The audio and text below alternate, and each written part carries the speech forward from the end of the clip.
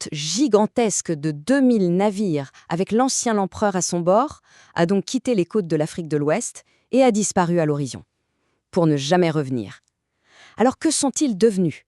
C'est là que commence l'un des plus grands mystères de l'histoire. Forcément, il y a plusieurs théories. Il y a ceux qui pensent qu'il a réussi, qu'il a bel et bien atteint les côtes des Amériques, plus d'un siècle et demi avant Christophe Colomb.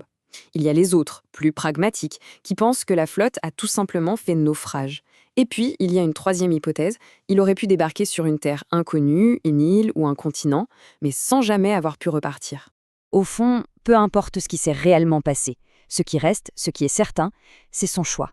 Un choix radical qui a complètement changé le destin de son empire et qui a donné naissance à une légende. Et l'ironie dans tout ça, c'est que c'est son successeur, Mansa Moussa, qui est devenu mondialement célèbre, notamment grâce à son pèlerinage spectaculaire à la Mecque, qui a montré au monde entier la richesse inouïe du Mali. Le nom de celui qui avait tout abandonné pour un rêve, lui, a été presque oublié. Au final, son histoire, c'est un peu un dilemme universel.